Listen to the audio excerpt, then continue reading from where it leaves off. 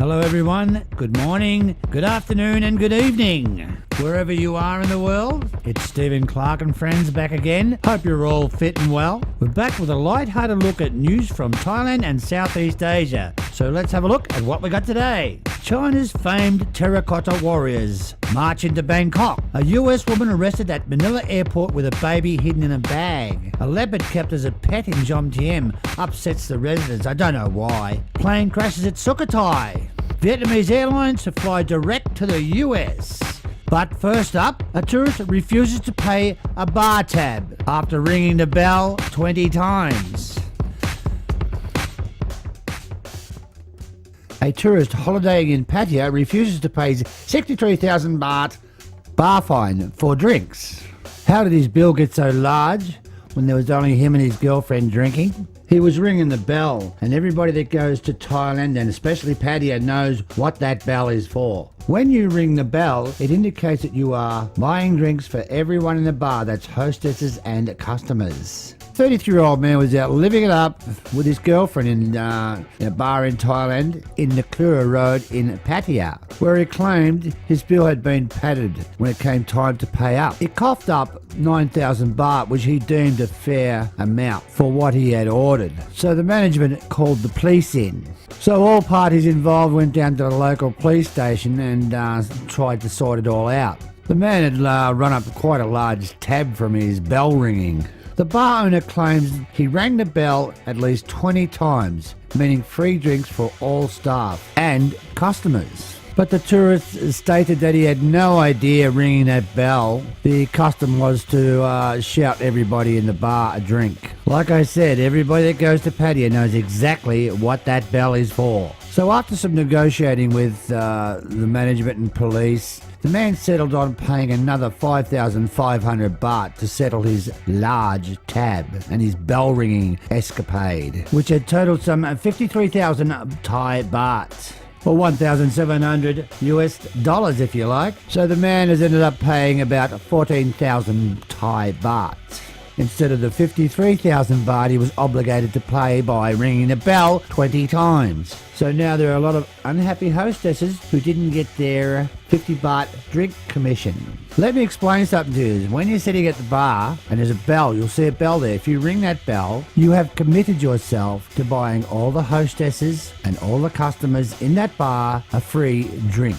So the moral to the story, don't ring the bell, don't touch the bell, don't even pick it up. And everybody that drinks in those bars and goes to those bars knows what the bell is for, okay? So don't try the I didn't know what the bell was for trick, because you'll be at the police station and you will pay. Well, most of it anyway.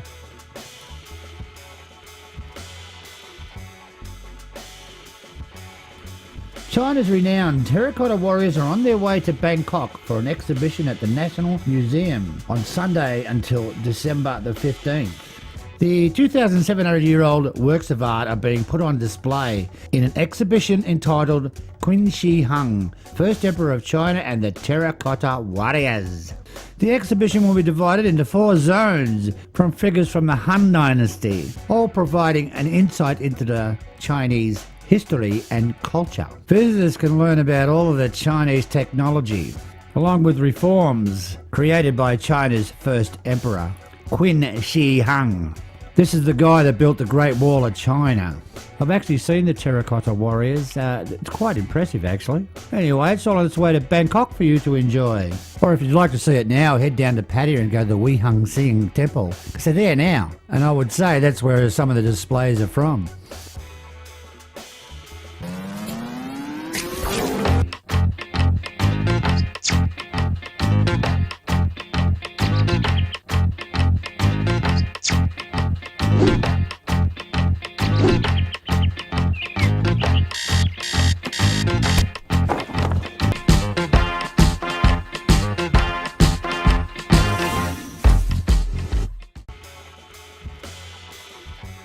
Johnny Siam reporting.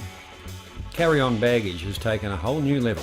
A 42-year-old, Jennifer Talbot, an American woman, tried to smuggle a 6-day-old baby boy out of the Philippines at Manila Ninoy Aquino International Airport on Wednesday. She managed to get through security and immigration. At the boarding gate, she was confronted by personnel there at the final check before boarding the flight out of Manila.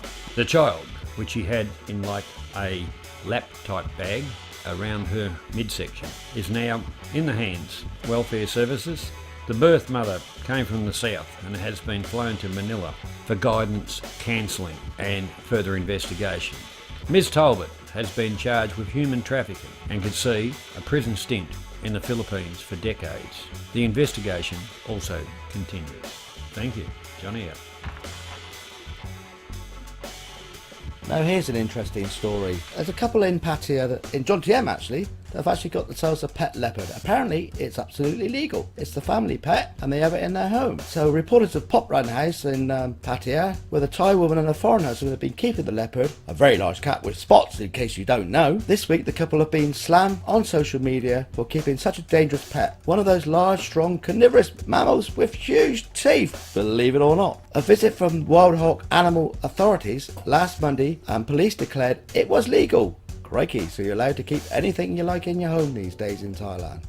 The couple who have 2 leopards in fact, and one is being treated for sickness in Chiang Mai. They have moved to Pattaya last week in a rented house. The fully grown leopard at the Pattaya house was 4-year-old and called Typhoon. Animal rights activist Edwin Wick described it potentially as dangerous. The couple have since been ordered to complete documentation about the animal and lodge it with the Sriracha office and to improve fence security at the property. And they are allowed to keep the leopard. Wow, so if you fancy a bit of dangerous pussy, now you know where to go.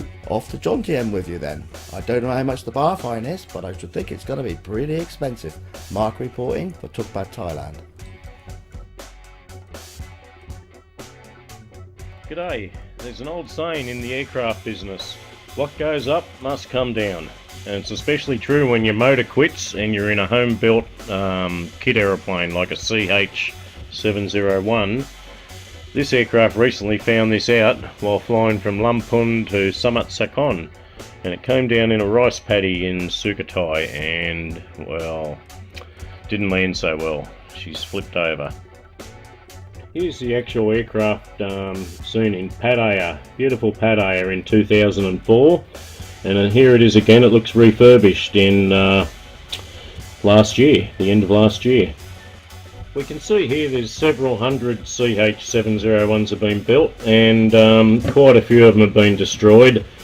That's the nature of the home-built light aircraft scene, I'm afraid. The actual aircraft's quite an amazing machine when the motor's working.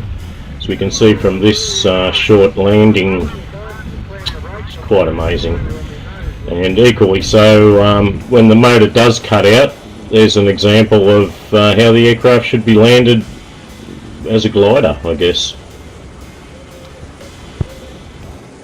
But then again, landing in a rice paddy or nearby a rice paddy is fraught with danger, and let's be thankful that no one was injured in the air crash and the incident. It's just one of those things. Vietnam Airlines is the first courier in the country to secure a coveted license to fly direct to the US. Great news for Vietnam. Vietnamese Airlines has been licensed to fly from Hanoi and the southern business hub Ho Chi Minh City to Los Angeles, San Francisco, New York, Seattle and Dallas, according to the regulatory filing from the US Department of Transportation. Non-stop services to cut travel time to San Francisco by 8 hours. Vietnamese aviation sector has soared in recent years, with passenger numbers jumping from 25 million in 2012 to 62 million last year. The US market is a big bet for Vietnam Airlines, which will face tough competition from established hub carriers in Taiwan, South Korea and China. Many Vietnamese airlines are eager to exploit a fast-growing market for air travel among Vietnamese booming middle class. Economic ties between the two countries have been growing steadily in recent years. The US is the largest market for Vietnamese-made goods, home to 2 million Vietnamese expats. The Southeast Asian country's biggest budget courier also struck a $5.3 billion deal with GE for aircraft engines and maintenance service. And meanwhile, Bamboo Airways, a new carrier launched in January, also signed a contract to buy a Boeing 787S worth more than $2.9 billion. President Trump hailed the deals, saying, "Moving forward as partners, we will achieve great prosperity and success for the American people and for the Vietnamese people." Fantastic. Domestic and regular air travel has mushroomed among Vietnamese travellers, and couriers are hoping the market will extend to the US travel too. It would be very cool to see Vietnamese airlines flying to the US, something that's only sustainable thanks to the new ultra-fuel efficient planes being produced by Airbus and Boeing.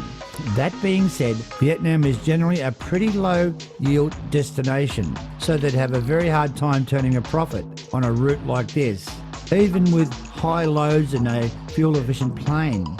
It's interesting to see the number of new flights that airlines in Southeast Asia want to launch to the US. Garuda, Indonesia, Thai Airways, Singapore Airlines all want to add further flights to the US. What do you make of Vietnam Airlines starting flights between the US and Vietnam? Leave your comments below.